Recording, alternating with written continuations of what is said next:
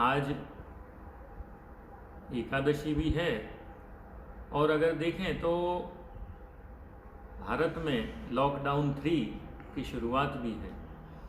अगर हम याद करें तो 19 मार्च को जिस दिन भारत के प्रधानमंत्री जी ने लॉकडाउन का जनता कर्फ्यू की घोषणा की थी, तब हमें पता नहीं था कि आने वाले इतने सारे दिनों तक हमें अपने घरों में रहना है। लेकिन जैसे जैसे सरकार के अनुदेश, उनके सब जो निर्देश हैं वह आते गए, वैसे हम लोग उसका पालन करते गए और हम सुरक्षित हैं। इस बात से हमें पुष्टि मार्ग की विशेषता, पुष्टि मार्ग के ऊपर गौरव महसूस होता है, क्योंकि जो बातें आज हम देख रहे हैं वह पुष्टि मार्ग में हम पहले से ही करते आ रहे हैं। सिर्फ क्रिया में नहीं लेकिन सिद्धांत में भी जो चीज़ हमें प्रभु तरफ से दी जाए वह हमारे अच्छे के लिए ही होती है। यह बात श्री महाप्रभु जी ने भी आज्ञा की है और श्री हरिराय जी ने भी इस चीज़ को शिक्षा पत्र में बतलाया है। आप श्री छठे शिक्षा पत्र में कहते हैं कि अनिष्टमेव सर्वज्ञो बलात् दूरी करोति ही इष्ट अनिष्ट विचारो ही जीव बुद्ध्या न जायते। अर्थात हमारे जो प्रभु हैं वह अनिष्ट को बल से, जोर जबरदस्ती से भी हमसे दूर करते हैं, क्योंकि इष्ट अनिष्ट, हमारा अच्छा क्या है बुरा क्या है, वह हम जीव बुद्धि से नहीं विचार सकते।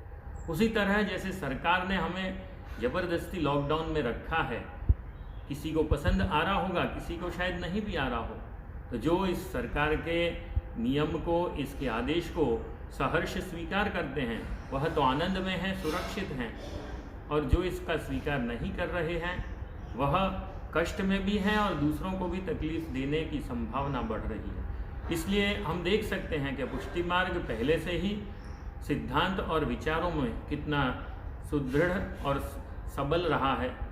इसकी अगर वार्ता की अपन चर्चा करें, जैसे हम कोरोना के इस समय में हमेशा एक वार्ता लेते हैं, तो सूरदास जी की एक वार्ता आती है जिसमें एक बार उन्हें किसी ने कहा कि आप तो इतने भगवदीय हैं तो आप प्रभु से अपने नेत्र क्यों नहीं मांग लेते।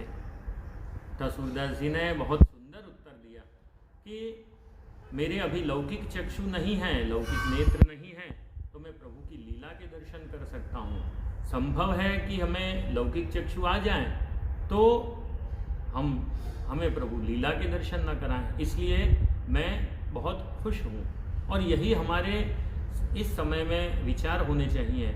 ऐसे समय में कई नुकसान लोगों को भुगतने पड़े हैं, इतने दिनों से घर में हैं, लेकिन फिर भी वह सरकार के इस नियम का समर्थन करके और घर में रह रहे हैं।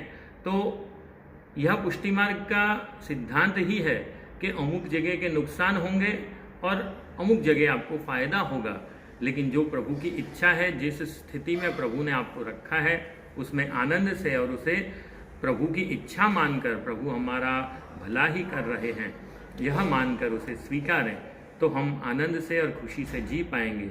आज का मेरा यही विचार है, यही हितोपदेश है। आशीर्वाद। शुभम।